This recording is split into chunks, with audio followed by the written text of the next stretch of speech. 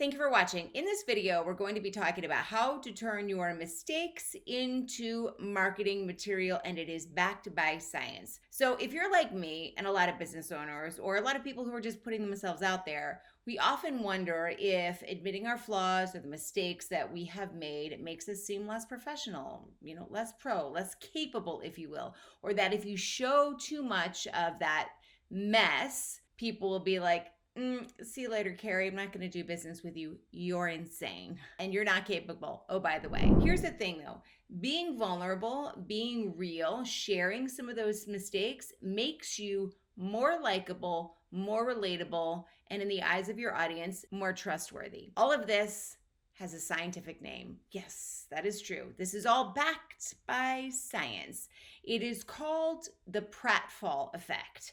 And the Pratfall effect refers to a psychological phenomena where minor mistakes or imperfections, flaws, whatever they are, can make a person, or perhaps in this context, a brand, appear more attractive or more relatable. It's based on the idea that presenting something as absolutely perfect can be intimidating. It can feel a little bit impersonal. But if you are able to show some flaws, and even better, the ways that you have overcome them, it makes whatever content you're putting out there a little bit more human, a little bit more relatable. Now, brands can incorporate the pratfall effect into their marketing and sales content in a number of different ways. We're going to get into those different ways in just a second. First, though, a little bit of background. So when you share, or when somebody else shares, a brand, a product, a service, or whatever it is, a little bit of a vulnerability, or they admit an embarrassment, it works both ways. We trust them more, usually, and they trust us more. Perfection is entirely overrated. In fact, pursuing it is a mistake or a flaw that you could, in fact, work into your content if it's appropriate. Now, does that mean that you are a bumbling mess on video or your live streams or on your media appearances, or that you make an egregious error and you don't correct it or fix it? No, it does not mean any of that. That is not the type of flaw I'm talking about. I will tell you, if you make an honest mistake, there is a way to turn that mistake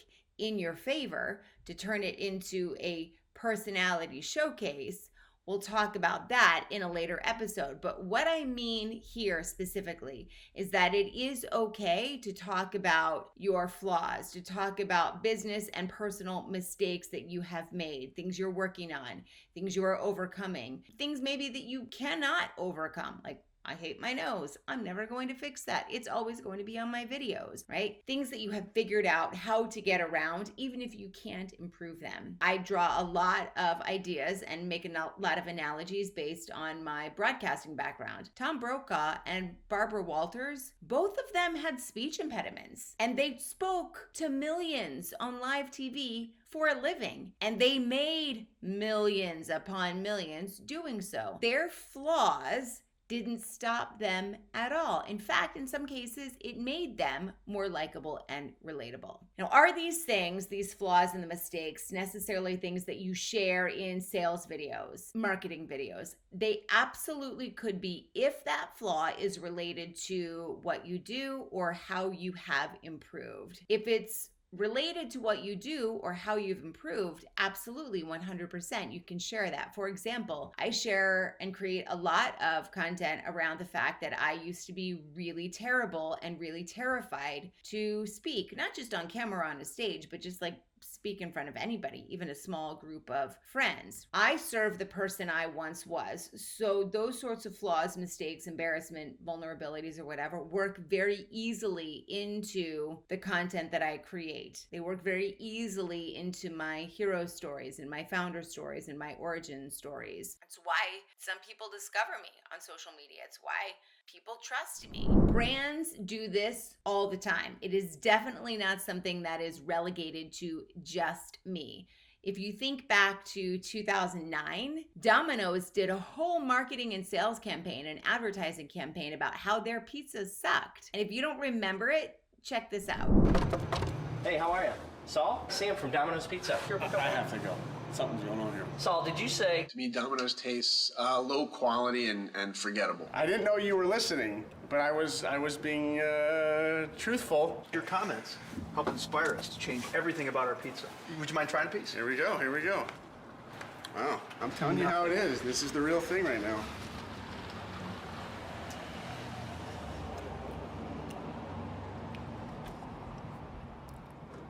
First off the bat, does not taste like Domino's pizza. The way I know Domino's. I'm back, I'm in, guys.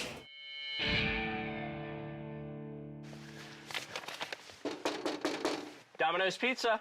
Hey. Adrienne? Yeah. Hi, I'm Sam from Domino's Pizza. Hi. You ordered pizza?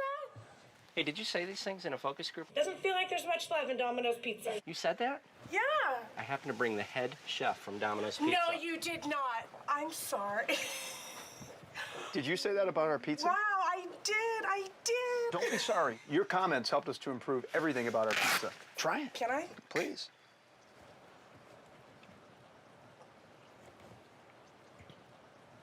Wow. Some love in there, isn't it? There's a lot of love in there. This is what I was talking about. Welcome back. Thank you.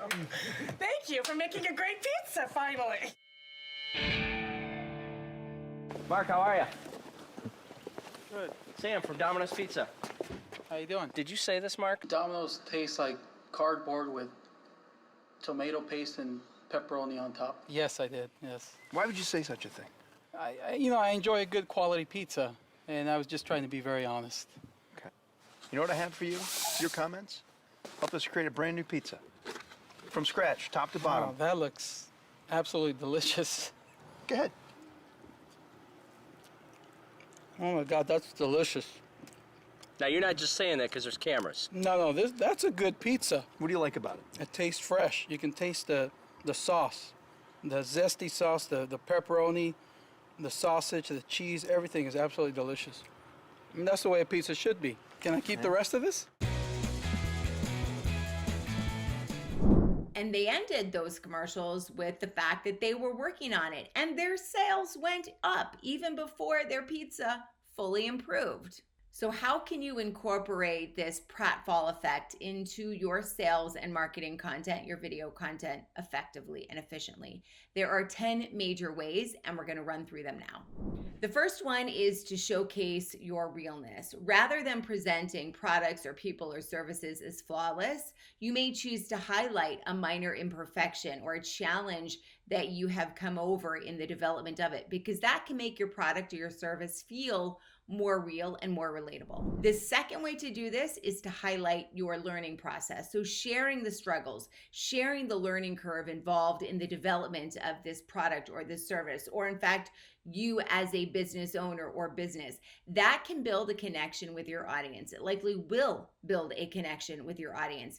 And it shows that you have dedication to growth and improvement, and you are continuing to develop. Number 3 is using humor and self-deprecation. If you are able to sort of lightly, I don't want you to, jab yourself in the gut with a knife, but if you're able to lightly poke a little fun at yourself, or you can use a little bit of self-deprecating humor at a challenge that you went through and maybe you made the wrong decision or whatever, it can demonstrate some confidence. It can demonstrate ownership, and it can make you more relatable. It is a way to acknowledge that nobody's perfect, and that includes the brand itself. And that, my friends, is a very likable trait. The next one is to share customer reviews. And I don't just mean the glowing ones, I mean the bad ones, warts and all. Not all of them. If somebody has absolutely eviscerated you, I would maybe try and not broadcast that one unless you're doing it for fun. And if you're doing it for fun and it's clearly crazy, then by all means, it'll get a lot of attention if you do it well.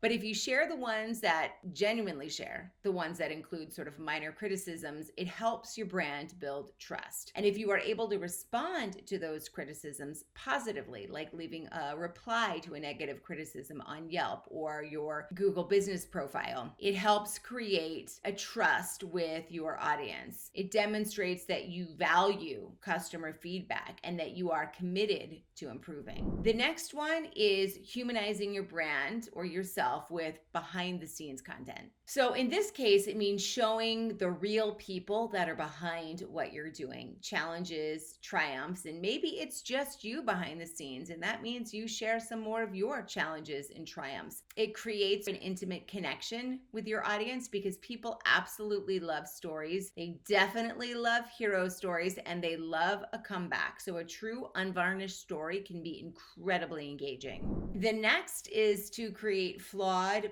but vulnerable characters in your advertising. And you see a lot of this on Instagram or perhaps even TikTok, where people have created character skits with, one of the characters being a business owner and the other character being perhaps a client. And one or the other has made a mistake and the other character within that skit is addressing it. If you use characters that are not perfect but are trying their very best, you help create a sense of camaraderie and connection with your audience or your viewer, your reader, whoever it is that's coming across your content, and the brand. So those characters, as I mentioned before, they can represent a typical user or a typical client, the struggles and successes that they're dealing with, and sort of the real life experience of your client dealing with a product or service, or you perhaps struggling to create something better for your client or customer. The next is embracing mistakes when they happen. So if there is a mistake that is made publicly, and we all have the ability to do that now, we don't need to be on NBC or on a broadcast network to make a public mistake. All we have to do is do something wrong, and that mistake is made public on Yelp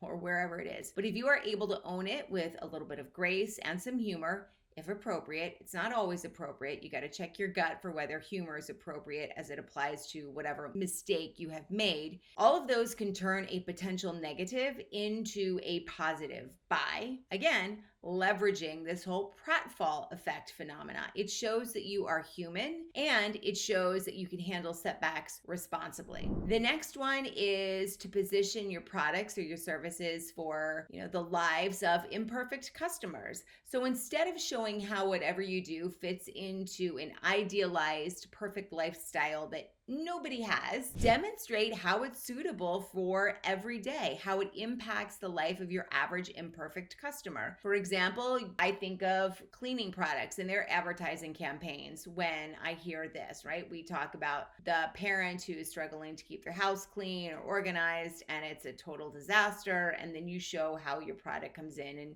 affects the lives of the average person. If your house is already perfect, you don't need a cleaning product or organization system. The next is tailoring this sort of stuff to your audience, because as with any marketing strategy, knowing your audience is absolutely key. Not all audiences are going to respond well to the pratfall effect. And it doesn't have to do necessarily with the size of the organization or their annual revenue. It doesn't have to do as much with the demographics as it has to do with their psychographics. I've worked with massive multi-billion-dollar companies who have come to me, and one of the reasons they like me is because I'm scrappy. When they first came to me with that, I was like, I don't really know if I like that description. But at the end of the day, we've had a long engagement, and what I do fits into the culture of their organization. So again, tailoring it to your audience, recognizing whether your audience likes it, and recognizing that it has less to do with the demographics of your audience than it has to do with the psychographic audience. So there are some people who are going to, or businesses who are going to prefer a more polished, more professional approach. There are others who are going to like a little humor. They're going to like that sort of down-to-earth human touch. The way that you figure that out is through testing and feedback, putting social content out there, asking in your newsletter, running a poll, checking in with people who you've done business with in the past. That is an A/B testing scenario. And then finally, it's about maintaining a balance. So it is absolutely vital that you find the right level of imperfection to showcase. Too many flaws, very significant flaws, especially in the very recent past, could chip away at that sort of trust that somebody may have in you, or chip away at the confidence that somebody has in your ability to deliver. And so knowing how much you need to show, it's about showing that you are human. It is about showing that you are relatable. It is not about showing that you are incompetent or that you are careless. If somebody has paid you a large sum of money and you forgot to do the job and you just didn't do it, that's not a flaw I would necessarily share. Hopefully you haven't done that. Hopefully you are a sane business person and the idea of doing that has never even crossed your mind. But just know, it's not about incompetent or careless. It is about human and relatable. At the end of the day, the lesson here is that perfection is pointless, never going to happen, and quite frankly, incredibly overrated. Getting real about some of the mistakes, real mistakes, perceived mistakes, whatever they are, helps you connect, and it does help you build trust with almost every audience because it adds that layer of authenticity. It adds that layer of relatability, and you are going to need both of those if you are going to sell. If you are thoughtful and if you are strategic, this is your permission to flaunt those flaws. Thanks for joining, and I will see you in the next episode. Don't forget to subscribe and hit notifications. And if you have questions or you want to share some of your own mistakes, drop them down below.